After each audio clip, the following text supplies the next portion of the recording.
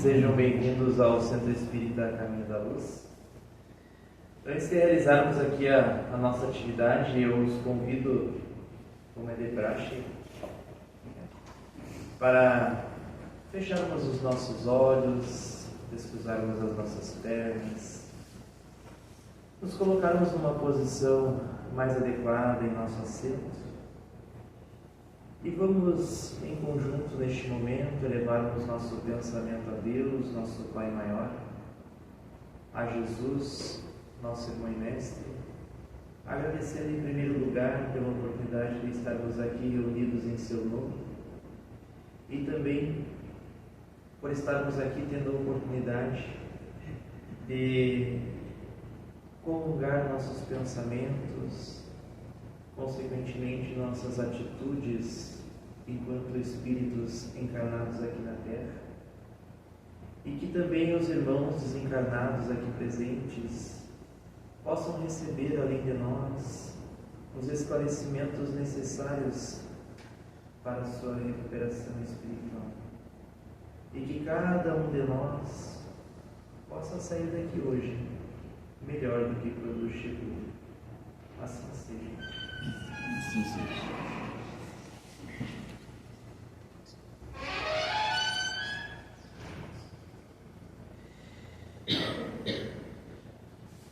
Esta leitura, meus irmãos, é do capítulo 5, Bem-aventurados os aflitos, o suicídio e a loucura, itens 14 e 15. A calma e a resignação auridas da maneira de considerar a vida terrestre e da confiança no futuro dão ao espírito uma serenidade que é o melhor preservativo contra a loucura e o suicídio. Com efeito, é certo que a maioria dos casos de loucura se deve à comoção produzida pelas vicissitudes que o homem não tem a coragem de suportar. Ora, se encarando as coisas deste mundo da maneira porque o Espiritismo faz que ele as considere, o homem recebe com indiferença, mesmo com alegria, os reveses e as decepções que o houveram desesperado noutras circunstâncias. Evidente se torna que essa força que o coloca acima dos acontecimentos lhe preserva de abalos à razão, os quais, se não fora isso, a conturbariam. O mesmo ocorre com o suicídio.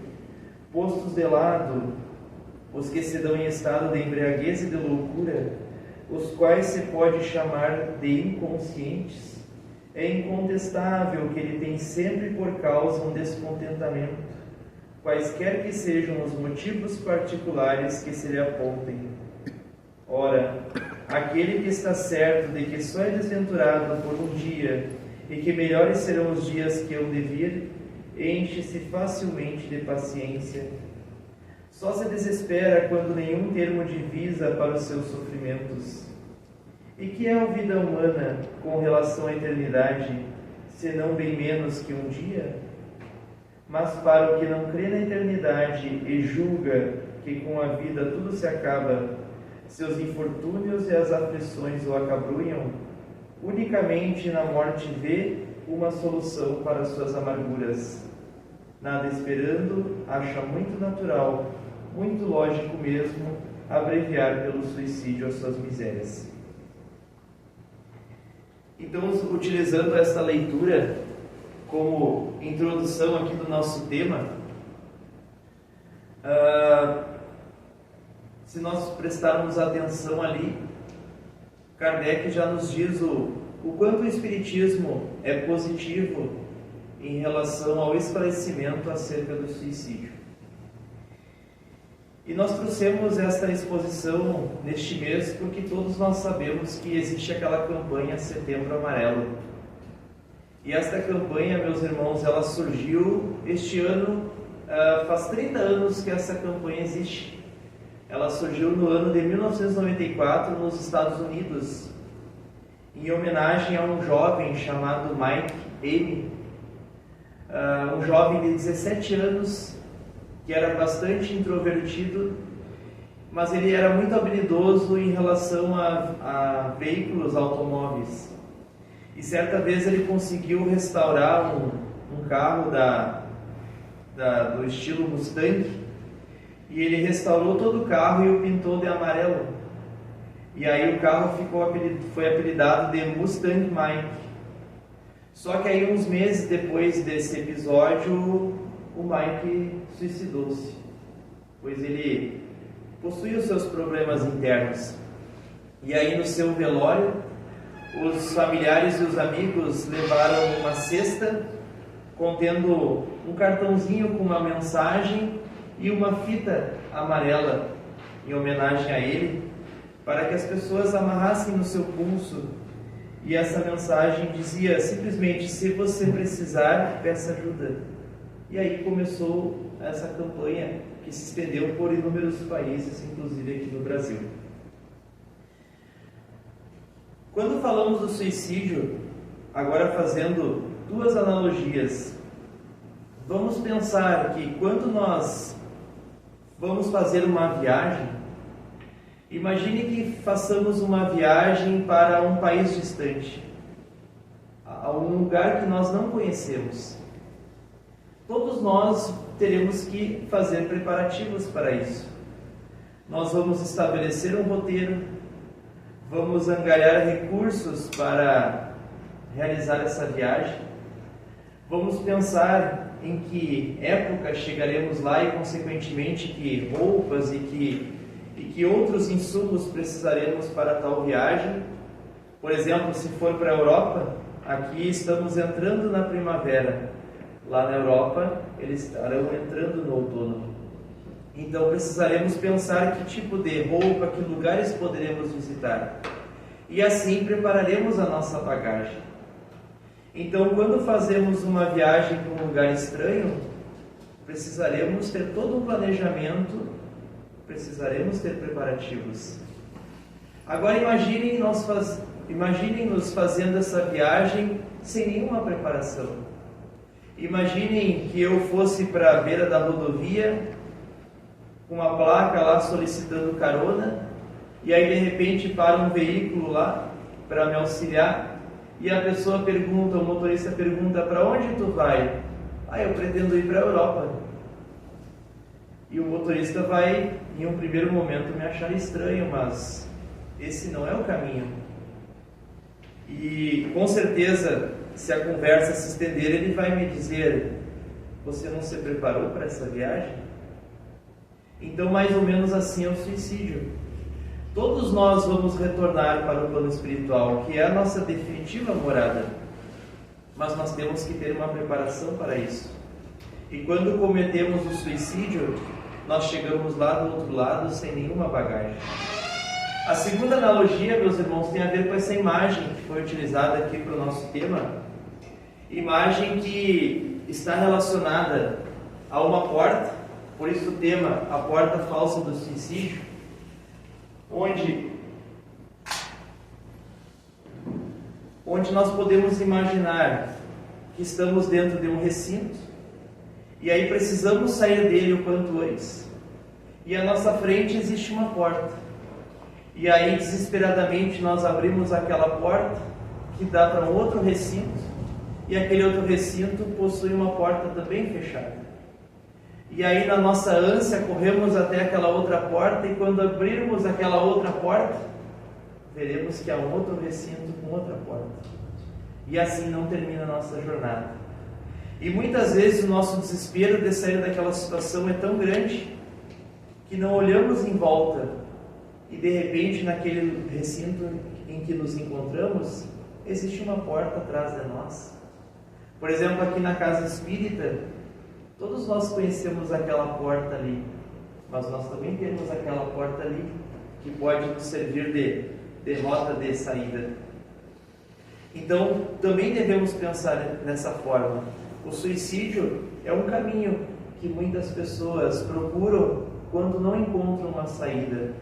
Só que essa saída, de acordo com a doutrina espírita, que é o que nós vamos conversar aqui, ela pode ser muito mais dolorosa do que o problema em que a criatura eventualmente se encontre. Antes de falarmos das causas, é importante falar sobre esta médium, Ivone do Amaral Pereira, a qual publicou 20 obras, dentre elas esta obra aqui memorável, Memórias de um Suicida. Esta obra aqui eu tive o prazer de ler há muitos anos atrás, e este ano eu senti interesse em elaborar essa exposição. Eu precisei revê-la em alguns pontos, uma vez que ela se trata de um calhamaço, são mais de 500 páginas. O Espiritismo em si já é um antídoto contra o suicídio, porque o Espiritismo nos dá uma visão clara de que a vida continua. Mas esta obra aqui, meus irmãos, ela é uma vacina contra o suicídio, porque ela mostra claramente o que acontece com todos aqueles que escolhem a porta falsa do suicídio. E o importante falar dessa médium, além de psicografar essa obra, meus irmãos, ela foi psicografada por um espírito cujo pseudônimo é Camilo Cândido Botelho, que na verdade se tratava de Camilo Castelo Branco, que foi um famoso escritor português, que escreveu diversas obras, muito famoso. E quando ele chegou ao final da sua existência terrena, no ano de 1890, ele estava enredado em dívidas financeiras, possuía inúmeros problemas familiares, e ele surgiu uma cegueira, uma doença na área da visão que o estava enceguecendo, e ele entrou em desespero e acabou atirando contra a própria cabeça. E aí ele vai para o plano espiritual, passa por todo o processo que nós vamos relatar aqui, e por intermédio da Ivone se ilustra essa obra. E uma coisa interessante, que esta obra foi apresentada a Ivone no ano de 1926, concluída no ano de 1926, ou seja, quando ela tinha 26 anos. Mas quando ela tinha 15 anos, esse espírito já se comunicava com ela e tinha interesse que ela psicografasse a obra. Só que ela, embora jovem, era uma médium muito séria, ela psicografou boa parte da obra e guardou numa gaveta, porque ela era muito fiel às obras de Allan Kardec, que é o que todos nós deveríamos ser, nós espíritas kardecistas, e ela ficou com medo de que a obra, que a história trouxesse alguma informação subversiva ali. Mas alguns anos, mais de 10 anos depois, o espírito retorna e a convida para concretizar a obra. E ela concretiza por intermédio da psicografia, e no ano de 1956, 30 anos depois, ela é editada pela FEB. Então é interessante esse capítulo desta obra tão interessante. E o que nos traz a obra, gente? Que as causas do suicídio são praticamente duas. A primeira, como nós já falamos aqui, fuga dos problemas. E a fuga dos nossos problemas, todos nós sabemos que somos espíritos que passamos por provas e expiações aqui na Terra, porque somos espíritos inferiores, todos nós somos. Todos nós passaremos por provações, para alguns mais amargas do que para outros, e isso está relacionado à nossa lei de causa e efeito. E por mais duras que sejam essas provas ou essas expiações, todos nós precisamos passar. Só que o que acontece? Nós temos a fuga dos nossos problemas, é resultante do nosso orgulho e do nosso egoísmo. O nosso orgulho porque, em primeiro lugar, nós não aceitamos aquela dificuldade, ou nos revoltamos contra Deus, ou achamos que não é justo estarmos passando por aquela situação. E egoísmo porque muitas vezes nós queremos transferir os nossos problemas para outras pessoas, e aí acabamos entregando de certa forma determinadas situações a outrem e acabamos abdicando daquela solução que deveria ser tomada por nós mesmos.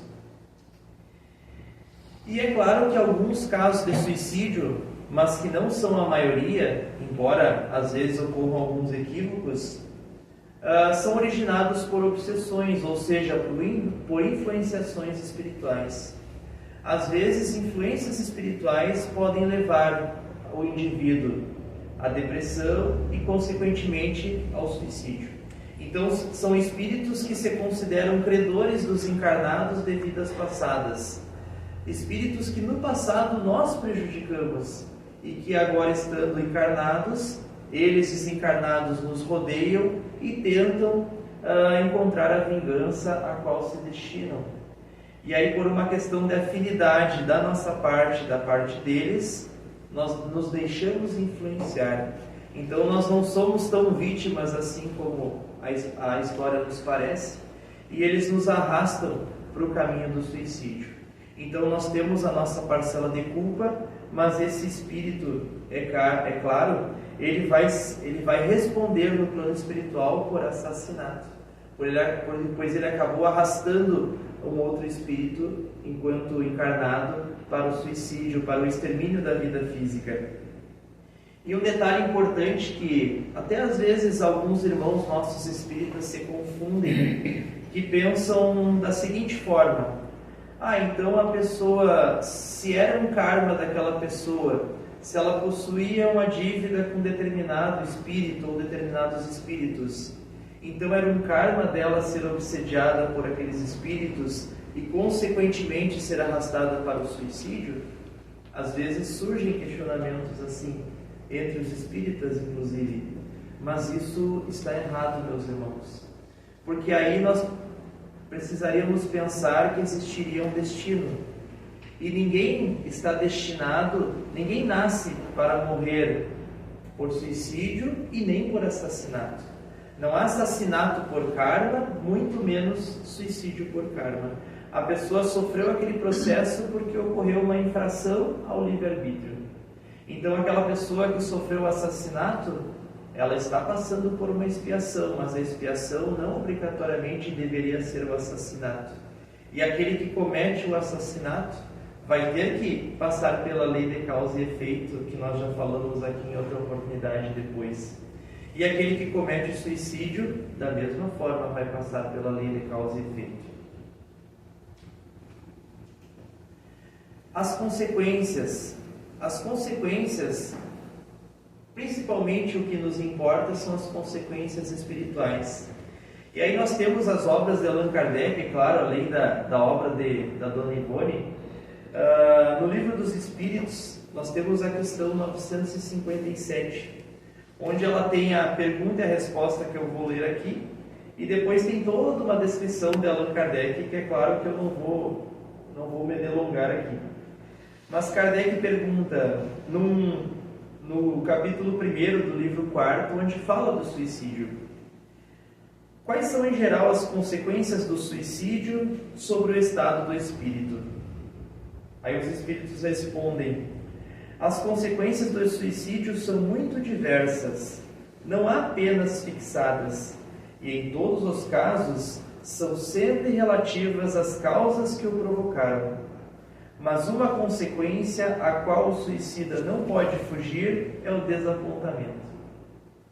De resto, a sorte não é a mesma para todos. Depende das circunstâncias.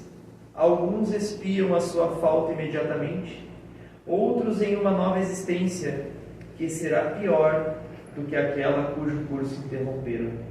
Então, a primeira surpresa para o suicida é o desapontamento. Por quê? Porque a vida continua. E aí todo aquele sofrimento agora vai ser duplicado ou mais do que isso.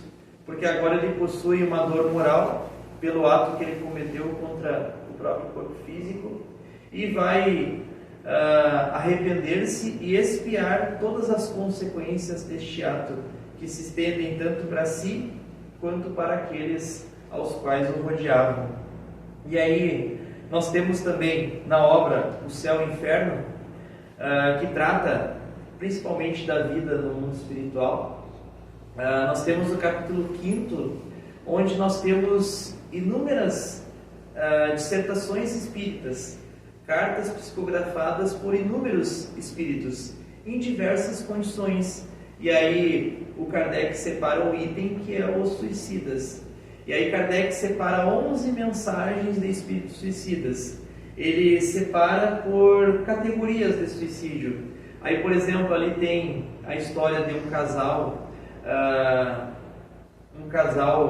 que se amavam mutuamente, mas que haviam desposados outros companheiros. E por questões de época, onde seria muito rechaçado pela sociedade um divórcio ou, consequentemente, um adultério, eles resolveram suicidar-se para se encontrarem no plano espiritual. Obviamente, o que não aconteceu, cada um foi para uma parte distante da espiritualidade, em regiões de sofrimento. Por exemplo, tem uma outra história de uma mãe que perdeu um filho muito jovem. E o primeiro intuito dessa mãe foi cometer o suicídio para encontrar o filho na espiritualidade. E é claro que ela também não encontrou, porque ela foi para uma região muito distante onde o filho se encontrava. E assim nós temos inúmeras histórias ali, espíritos que passaram por decepções na Terra, é claro, que podem ilustrar uma parte dessas consequências que são interessantes para nós. Na obra Memórias de um Suicida, aqui é só para ilustração, o Espírito Camilo nos traz que os suicidas, todos nós, quando vamos para o plano espiritual, lá nós nos agregamos por uma questão de afinidade mental. E como os suicidas todos desencarnaram pelo mesmo ato, automaticamente eles são arrastados para regiões do plano espiritual, e essas regiões são chamadas Vales dos Suicidas. Então lá eles vão se encontrar aglomerados. E aí, por causa dos sentimentos de remorso, de mágoa, de revolta, o aspecto do ambiente é bastante denso, bastante escuro e com muitas formas de sofrimento. E aí, por exemplo, na obra, além do Espírito Camilo, existiam outros companheiros de jornada dele, os quais ele conheceu lá no Vale dos Suicidas. E aí onde todos relatavam a mesma coisa. Eles, logo após né, a realização do ato do suicídio, o espírito fica preso ao corpo. Porque na morte natural, os nossos laços que prendem o nosso espírito ao corpo vão sendo desligados de maneira lenta e sucessiva pelos nossos benfeitores espirituais. E aí, quando se extingue a vida orgânica, a vida do nosso corpo, o nosso espírito está livre. Agora, quando nós retiramos a vida do nosso corpo físico, esses laços que prendem o espírito ao corpo, eles não vão ser desligados. E a espiritualidade não vai interceder nesse processo, porque nós infringimos uma lei que é a lei do livre-arbítrio. E aí, consequentemente, o nosso corpo vai entrar em decomposição e o nosso espírito, preso a ele por relações fluídicas, vai sentir todos os processos da decomposição. E um deles é o mau cheiro, que o próprio espírito sente pela consciência, é claro, né? Que ele não vai sorver os aromas do ambiente, mas a consciência dele produz isso. E também eles sentem muito frio por causa da baixa temperatura do corpo ali em decomposição, fora outros transtornos. E esse tempo que o espírito fica ligado ao corpo, geralmente ele é semelhante ao tempo que duraria a nossa encarnação. Então vocês imaginem um jovem que se suicida com 20 anos e o projeto reencarnatório dele era para ele permanecer aqui na Terra até mais ou menos a velhice. Lembrando, né, meus irmãos, que não existe data de morte. Então nós não temos um ano certo para desencarnar, mas todos nós viemos para a Terra com mais ou menos um tempo de existência, na juventude, na madureza, na vida adulta, na velhice. E aí, se esse jovem se suicida com 20 anos, ele vai ficar tantos anos necessários ainda ligado àquele corpo físico. Aquele corpo físico que vai se decompor e se tornar apenas restos mortais ali dentro do túmulo, ele ainda vai ficar ligado ali até ser auxiliado pela espiritualidade superior no seu desligamento. E aí, como exemplo, além de Camilo, ele conheceu um outro companheiro chamado Jerônimo Silveira. O Jerônimo era um comerciante de vinhos que vivia também em Portugal, eu acho que eu não falei antes, mas a história toda se passa em Portugal. E Jerônimo, ele havia se suicidado também com um tiro na cabeça, porque ele havia contraído muitas dívidas e por ser um homem muito rico, acostumado com os bens materiais, ele não suportou a ideia de ir à falência e ficar pobre.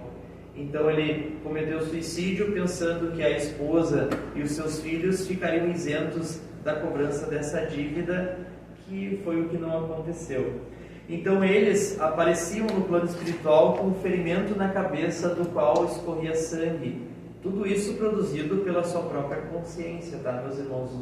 O nosso perispírito não produz nada disso de maneira física. Isso é produzido pela nossa consciência, as impressões que nós guardamos.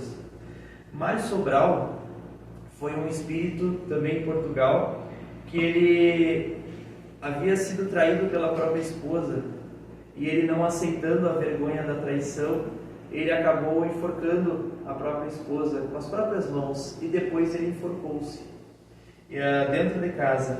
Então ele surgiu no plano espiritual com o pescoço comprimido e bastante inchado, sofrendo asfixia.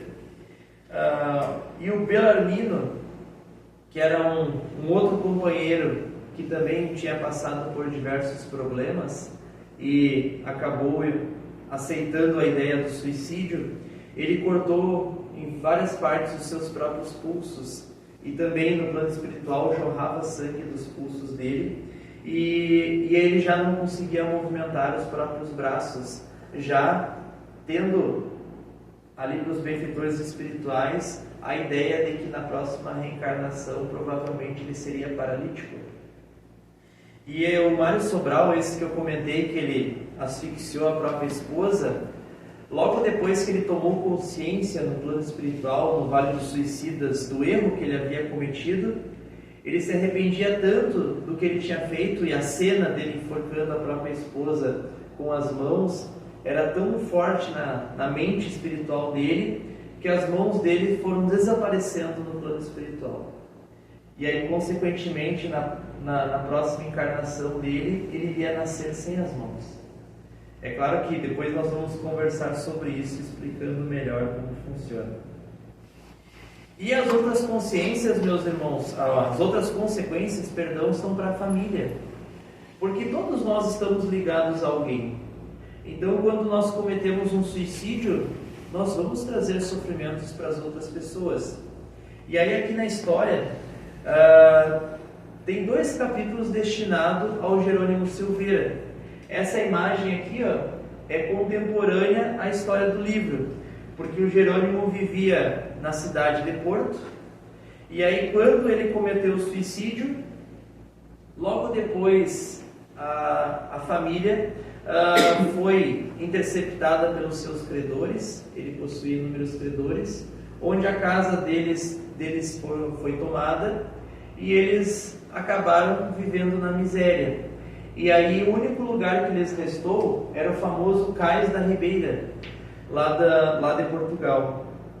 E lá no Cais da Ribeira viveu a esposa dele, que se chamava Zulmira, e 2 filhos, o Albino e a Margarida. A Margarida era a filha mais jovem de Jerônimo, que quando ele cometeu o suicídio ela tinha apenas 7 anos. E aí o que aconteceu? Jerônimo insistia muito para ver a família, para visitar a família. E os benfeitores espirituais do lugar onde eles foram recolhidos, e eles foram recolhidos no Vale dos Suicidas depois de muito tempo, e foram levados para um hospital para passarem por um processo de tratamento e regeneração. E aí, depois que eles passaram por esse tratamento, todos os outros se conformaram com as suas respectivas situações, mas Jerônimo não aceitava a ideia de não poder ver a família. Então ele insistia, e os benfeitores espirituais se excusavam, porque sabiam das consequências advindas para a família decorrentes do suicídio. Mas chegou um ponto em que eles não conseguiram mais negar, e aí Jerônimo, aceitando as consequências dessa visita, foi visitar a família. E aí, chegando na antiga mansão onde ele residia, viu que lá existiam outros habitantes. A casa já tinha sido vendida há muito tempo. E aí, entrando em desespero, apareceram espíritos ali que eram credores dele. E aí esses espíritos, além de brigarem com ele, jogarem impropérios para ele, falaram onde ele deveria encontrar a sua família, no Cais da Ribeira. E ali ele já entrou em desespero, mas ainda assim ele insistiu para que os benfeitores espirituais o levassem até ali.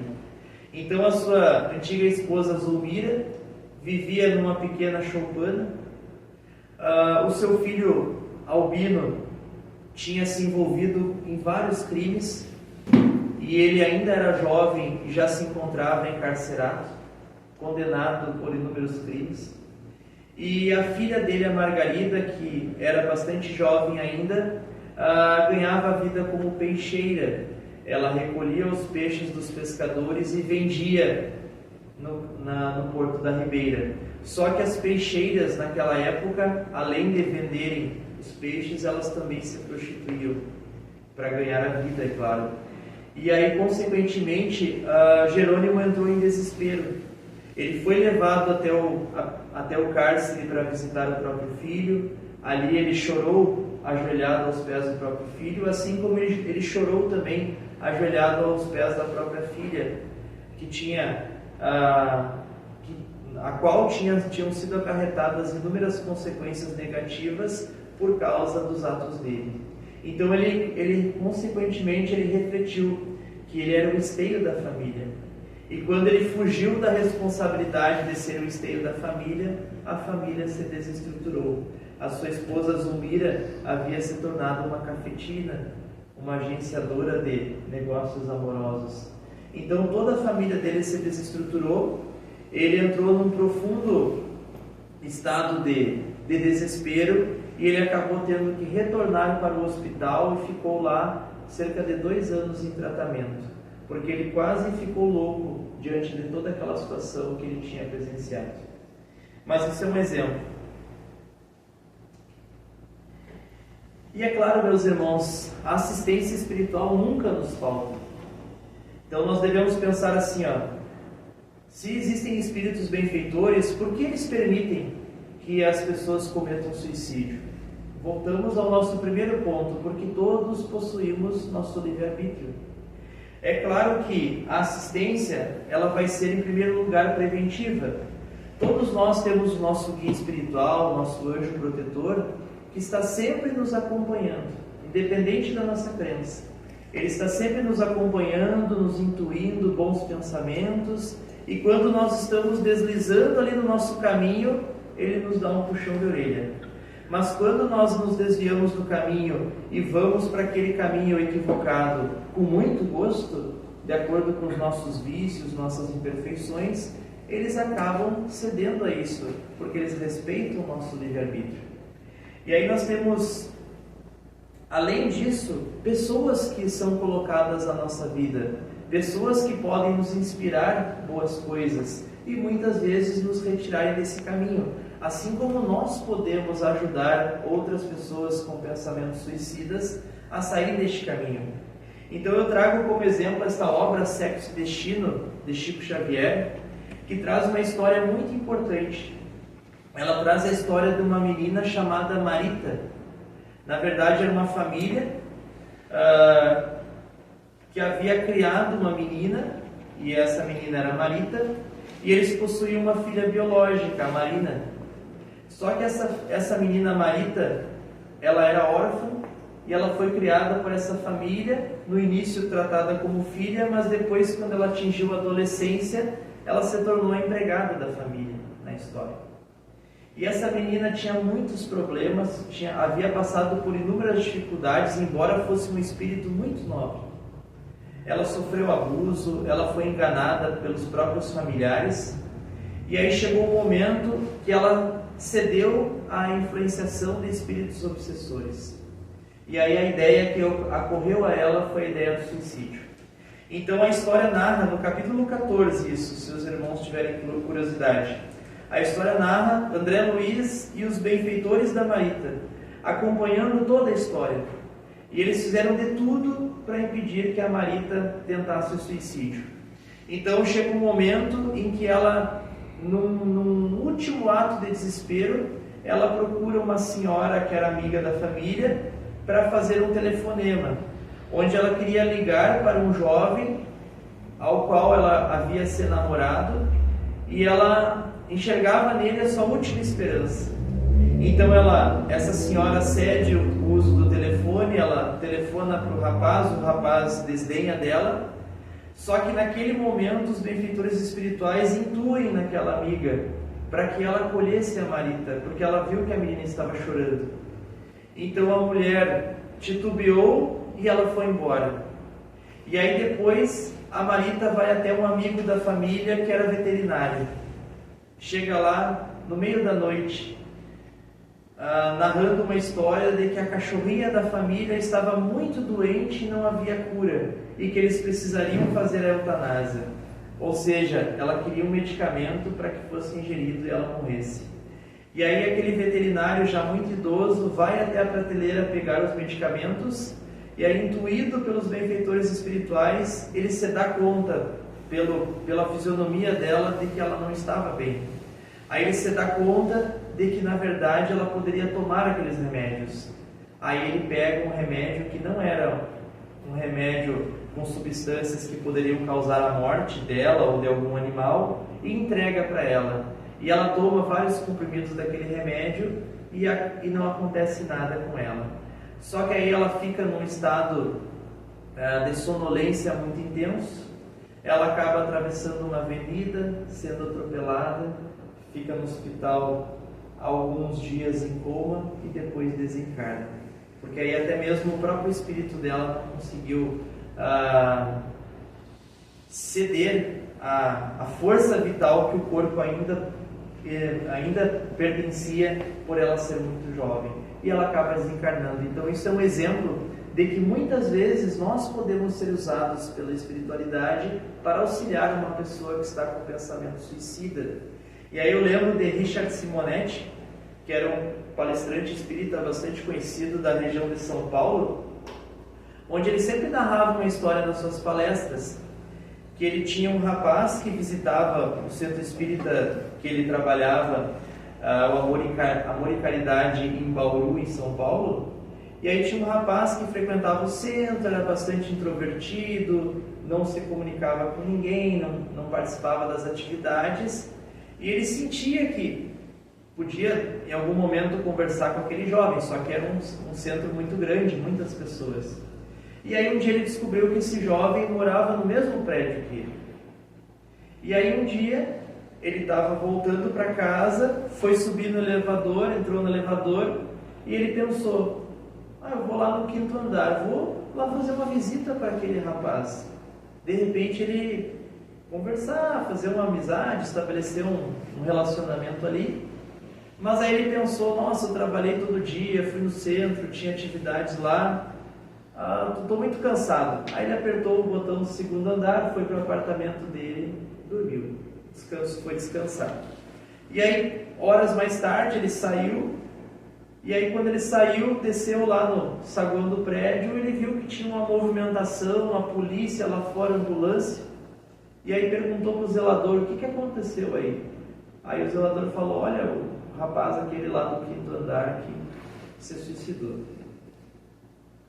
E aí ele se deu conta que ele estava sendo intuído pela espiritualidade naquele momento para ir lá conversar com o jovem, mas ele não conseguiu acatar aquela ideia de maneira precisa. E é claro, que ele comenta isso na palestra também, comentava nas exposições dele. Ele não se sentia culpado por isso, porque ele não tinha a intuição precisa de que a ajuda era nesse sentido. Então nós também precisamos ter essa consciência. Mas quando nós sabemos de alguém que está nessa situação com pensamentos suicidas, e aí somos intuídos, nos vem um pensamento naquela pessoa para conversar, para procurar, nós devemos fazer isso. E a assistência espiritual, meus irmãos, ela também vai ser recuperativa. Como eu falei, todo suicida, a partir do momento em que passar por todo o processo de arrependimento, ele vai ser recolhido e tratado no plano espiritual. E aí depois vai ter todo o processo reencarnatório do espírito suicida. Que é claro que todo o processo vai demorar bastante, porque a sua preparação vai ser longa. Mas ele também vai passar pelo seu processo reencarnatório. E aí, como nós trazemos aqui o exemplo do Jerônimo Silveira, depois que o Jerônimo Silveira, aquele comerciante de vinhos português, se recuperou, ele se preparou para uma nova reencarnação. Aí ele já ia reencarnar, ele ia reencarnar mais rapidamente possível do que os outros. Até os outros companheiros, o Camilo, o Mário Sobral, se surpreenderam, que ele se recuperou bastante rápido e já iria reencarnar. Isso, claro, falando rápido, anos depois da sua morte, aqui na Terra. Mas por quê? Porque ele queria logo resgatar os seus débitos. E aí, como provas, o Jerônimo escolhe novamente reencarnar numa família rica. E aí o Camilo se surpreende: nossa, mas você enfrentou essa prova e acabou falhando e você vai aceitar novamente? E ele: sim, porque a riqueza, embora muitos achem que não, a riqueza é a maior prova que existe para o espírito. É uma prova muito mais difícil do que a miséria, do que uma doença. Então o Jerônimo, ele tinha vindo naquela encarnação numa família rica para enfrentar a prova da riqueza. Só que aí, quando ele sucumbiu à falência, ele desistiu da prova. O orgulho dele o venceu. E aí ele reencarnaria novamente numa família rica. Só que, detalhes, naquela encarnação que ele foi suicida, ele havia se furtado aos seus credores, tinha iludido vendedores, não havia atendido de maneira correta os seus empregados. E aí, nessa existência, ele ia devolver aos seus empregados e aos seus credores tudo aquilo que eles lhes deviam. Ou seja, ele ia perder muitas vezes em seus negócios, devolvendo aquilo que ele havia tirado dos outros na encarnação anterior. E ele não iria desposar ninguém, nem teria filhos, ele seria sozinho. Mas ele seria intuído pela espiritualidade a construir orfanatos, para que fossem cuidadas crianças de outras pessoas, uma vez que ele se furtou ao cuidado dos próprios filhos. E ao final da existência, ele perderia todos os seus bens materiais. Ele entraria em falência de novo, porque ele devolveria aos seus credores tudo que ele lhes tinha tirado. E aí ele aceitaria com resignação a provação da miséria. Além do suicídio direto, que é quando retiramos a vida do nosso corpo físico de maneira instantânea, existe, meus irmãos, o suicídio indireto. E aí trazemos aqui uma outra questão no Livro dos Espíritos. Como é que suicídio o homem que perece vítima de paixões que ele sabia lhe haviam de apressar o fim, porém o que já não podia resistir? Aí os Espíritos respondem: é um suicídio moral. Não percebeis que nesse caso o homem é duplamente culpado? Há nele então falta de coragem e bestialidade, acrescidas do esquecimento de Deus. Então, meus irmãos, toda vez que nós desenvolvemos criações mentais que vão nos ligar com espíritos sofredores, que vão nos induzir ideias suicidas, ou que nós começamos a pensar que a nossa vida é ruim, que Deus não nos ama, que os nossos problemas são maiores do que nós, tudo isso nós estamos nos encaminhando para um suicídio indireto. Ou seja, vamos destruindo a serenidade do nosso campo mental e, consequentemente, vamos definhando o nosso corpo físico. Um segundo exemplo é o sedentarismo, o mal que a maioria das pessoas hoje em dia vivem. O sedentarismo é quando deixamos de cuidar do nosso corpo físico, e isso também é um suicídio indireto. A má alimentação, a bebida e outras drogas, as drogas lícitas ou ilícitas, e inúmeros outros costumes humanos que podem diminuir o tempo da nossa existência. Como eu falei, todos nós temos um tempo de existência aqui na Terra. E se nós não cuidamos do nosso corpo físico, nós acabamos abreviando o nosso tempo de existência aqui na Terra.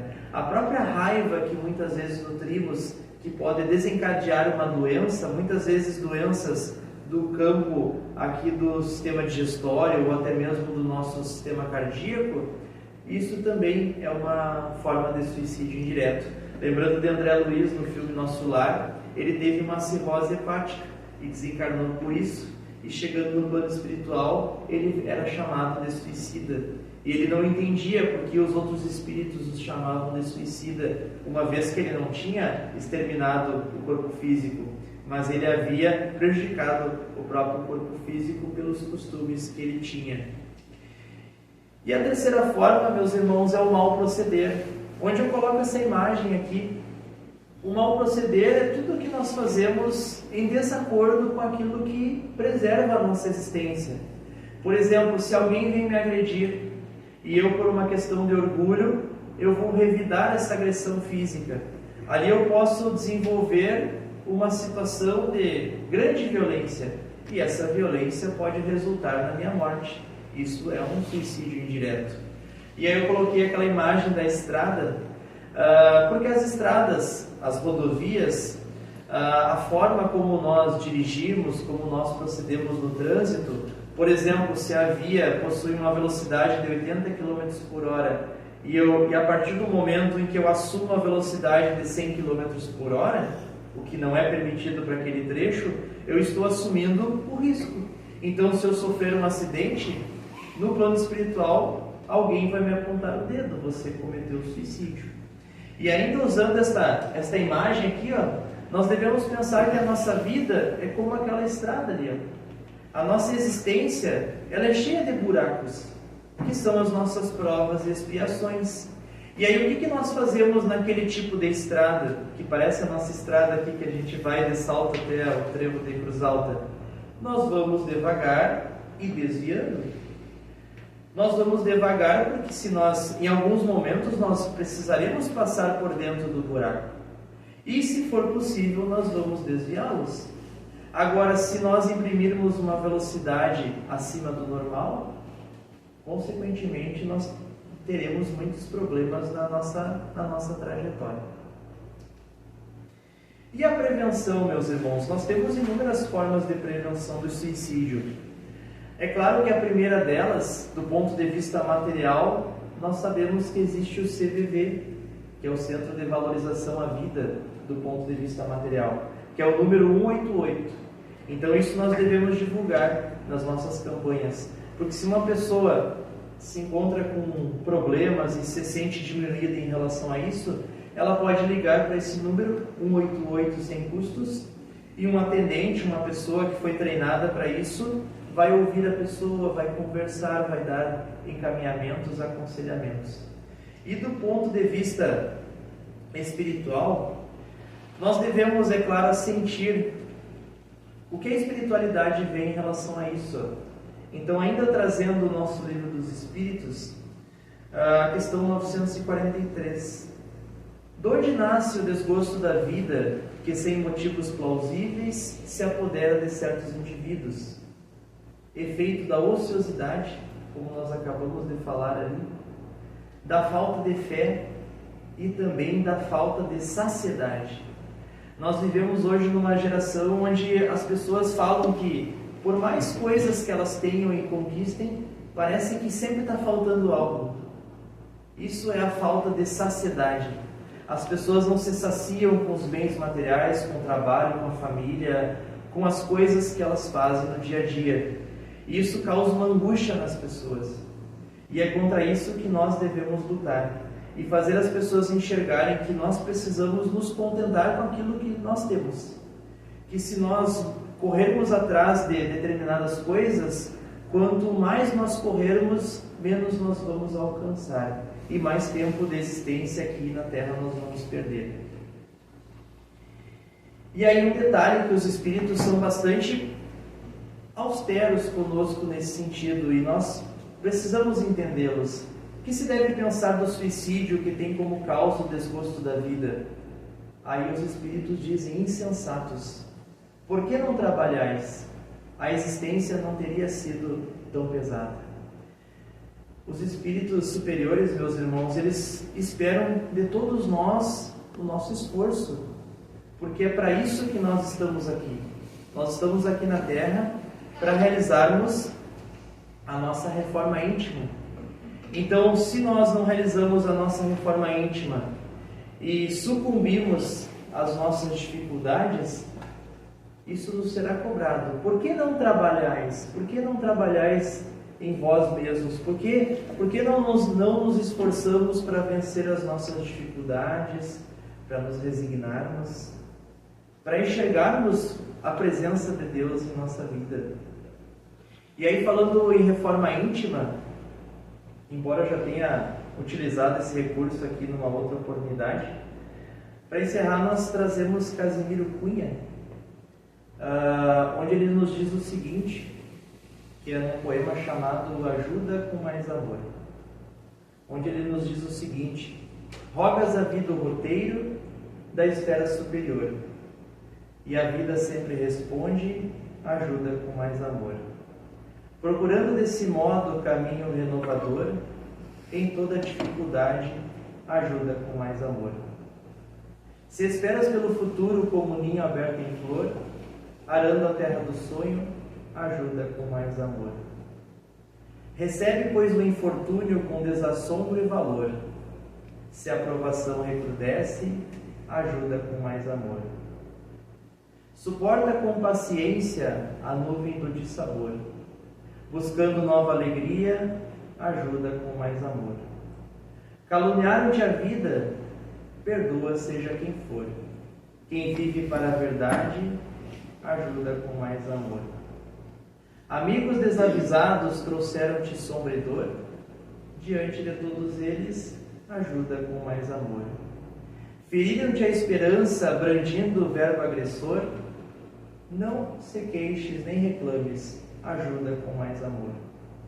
Ante o jogo das ilusões que o mal venha te propor, no cultivo da humildade, ajuda com mais amor. Se esperas alcançar a comunhão do Senhor, arrima-te à caridade e ajuda, e ajuda, e ajuda com muito mais amor. Muito obrigado. Então é isso, meus irmãos. Para darmos a sequência aqui, temos o nosso passe. Vamos elevar novamente nosso pensamento a Deus, agradecendo pela oportunidade que tivemos aqui hoje. E vamos orar, meus irmãos, por todos aqueles que se encontram em desespero, por todos aqueles encarnados que não encontram ainda soluções para os seus problemas, que eles possam ser envolvidos pelos benfeitores espirituais, que eles possam perceber as intuições que lhes são dirigidas e que possam enxergar, através da fé e da esperança, a solução a longo prazo tão desejada. Que os espíritos que, quando eram encarnados, se furtaram ao suicídio, que eles possam receber o lenitivo que lhes é devido, que sejam atendidos, seja aqui nesta casa espírita, sejam em hospitais do plano espiritual, recebendo conforto para a sua alma, recuperando e regenerando o seu perispírito, reafirmando seus propósitos diante da justiça divina, e que possam se preparar para uma nova existência. E que cada um de nós possa ter ciência de todas as oportunidades que Deus nos proporciona, e que todos aqueles que nos rodeiam, sejam pessoas com dificuldade ou não, possamos auxiliar por meio de nosso carinho, de nossas palavras e principalmente de nossos exemplos. Agradecemos por tudo, Senhor, e assim seja. Sim, seja.